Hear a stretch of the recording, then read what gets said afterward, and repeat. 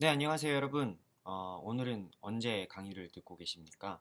저도 며칠 동안 바빠서 강의를 잘 찍지 못했는데, 여러분들도 혹시 강의를 듣다가 작심 삼일로 이제 막 걸으시게도 되고, 띄엄띄엄 듣게 되신다고 해도 꾸준히 들으시려고 노력하셨으면 좋겠습니다. 저도 강의를 계속 꾸준히 올려드릴 거고요. 며칠 못 들으셨다고 해도 꼭 다시 돌아오셔서 들으셨으면 좋겠습니다. 그렇게 하다 보면 언젠간 책 한 권을 이렇게 띄게 될 거예요. 근데 중간에 포기하면 뭐 노력이 얼마만큼 들었던 간에 중간에 포기하게 되면 그게 다 물거품이 되니까 여러분들은 꼭 끝까지 완주하실 수 있으셨으면 좋겠고 저도 또 완주하실 수 있도록 계속 돕도록 하겠습니다. 오늘은 엑스코드에서 지난 시간에 살펴보지 못했던 프로젝트 템플릿에 대해서 살펴보겠습니다. 프로젝트 템플릿은 새로운 프로젝트를 만들 때 선택하는 부분이었죠. 엑스코드를 키시고 iOS 템플릿 부분에 가시면 어플리케이션 단에 싱글 뷰, 그리고 게임, 마스터 디테일 어플리케이션, 페이지 베이스드, 그다음 탭드, 스티커팩, 그리고 아이메시지 어플리케이션이 준비가 되어 있습니다. 스티커팩하고 아이메시지 같은 경우에는 iOS 10으로 넘어오면서 신규 등장한 템플릿인데요. 우선 기본적인 싱글 뷰 템플릿부터 말씀을 드리겠습니다. 앞으로 강의를 진행하면서 이 여러 가지 템플릿들을 다뤄볼 거예요.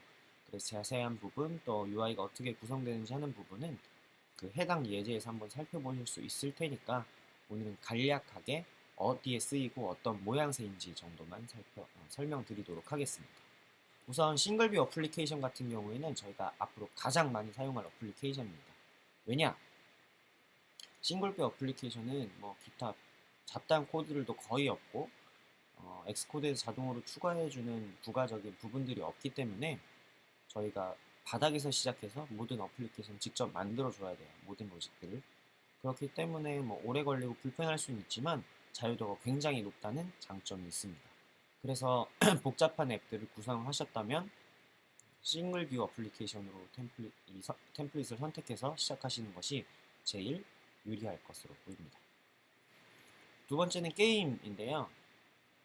이 게임을 만들 때 무조건 이 템플릿을 선택해야 하는 것은 아니지만 음, 애플에서 제공해주는 유용한 라이브러리들을 사용할 수 있는 템플릿입니다. 스프라이트 킷이라든지 메탈 같은 게임 전용 프레임워크를 이 게임 템플릿을 선택해서 진행을 하시면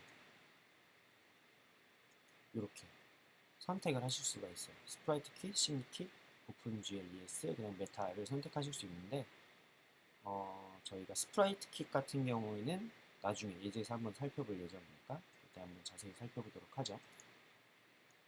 그러니까 게임을 만들 때는 보통 이 템플릿을 선택하시면 편리하고요.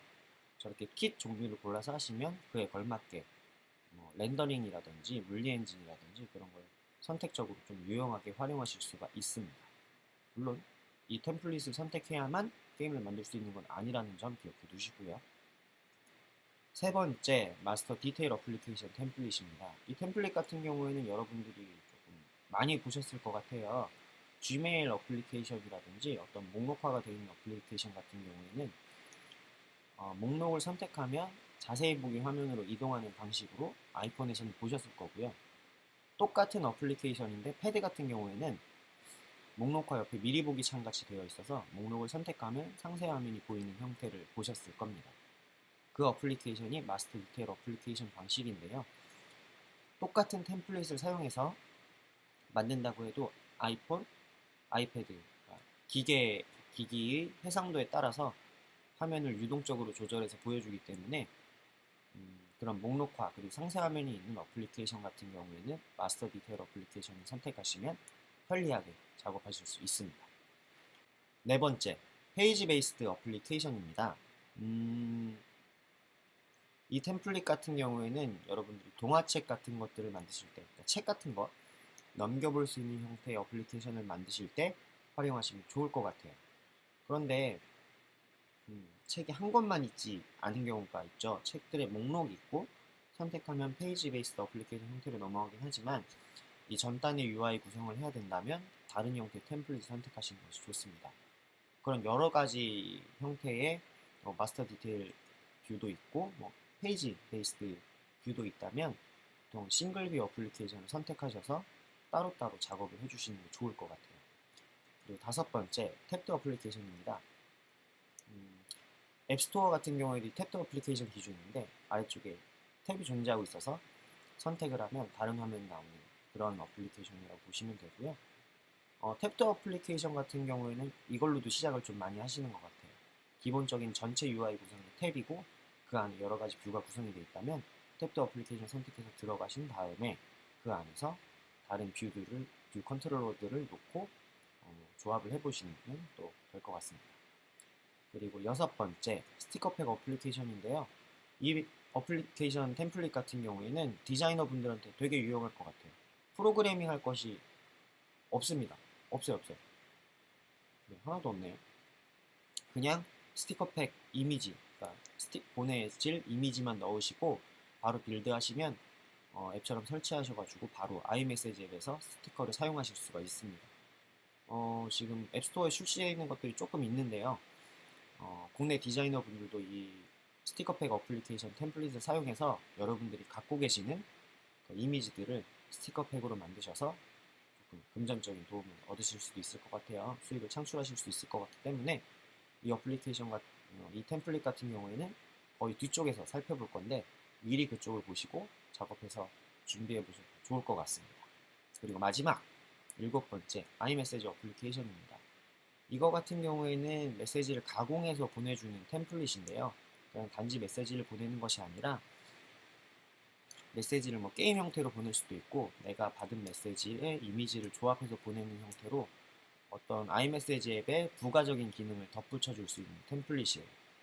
그래서 이 템플릿 같은 경우에도 이 템플릿을 선택해서 시작하시는 것이 다른 템플릿을 선택해서 시작하시는 것보다 훨씬 편리할 것 같습니다. 이 어플리케이션 템플릿도 기회가 되면 조금 살펴보도록 할게요. 오늘 총 이렇게 7가지 템플릿을 살펴봤는데요. 좀 러프하게 살펴봤죠. 하지만 저희가 앞으로 예제를 진행할 때 계속적으로 디테일하게 살펴볼 것이기 때문에 저희가 책에 나와 있는 부분에는 69페이지부터 이 템플릿 내용이 설명이 되어 있어요. 거기에서는 여러분들이 좀 더 보시기 쉽도록 그 템플릿을 사용한 어플리케이션에 캡처 이미지를 넣어놨거든요. 그것들을 보시면서 대략 이런 UI가 구성되어 있구나 라는 정도만 익히시면 좋겠고, 여러분들이 앞으로 만들고자 하는 어플리케이션을 이런 템플릿을 사용하면 조금 더 쉽겠다 이런 것들을 생각하시라고 이렇게 미리 조금 말씀을 드렸습니다. 오늘의 강의는 여기서 마칠 건데요. 여러분, 강의를 하루하루 들을 때마다 강의만 듣고 지나가시는 것이 아니라 여러분들이 만들고자 하는 어플리케이션을 꼭 생각해 두셨으면 좋겠습니다. 그래야만 앞으로 강의를 듣는 와중에 이것은 어떤 기능이, 내가 원하는 어떤 기능을 활용하면 좋겠다 이런 것들이 있으셔야 자연스럽게 체득이 되시거든요. 그게 아니라 책 한 권을 학습지하는 것처럼 떼야지 라고 생각을 하시면 나중에 그렇게 큰 도움은 안 되실 것 같아요. 그러니까 꼭 여러분들이 원하시는 어플리케이션을 구상하시면서 강의를 들으시고 또 책 학습을 진행하셨으면 좋겠습니다. 또 오늘 하루 마치시는 분들 수고하셨고 안녕히 주무시고요. 오늘 하루 시작하시는 분들은 또 힘내서 하루 보내셨으면 좋겠습니다. 수고하셨습니다.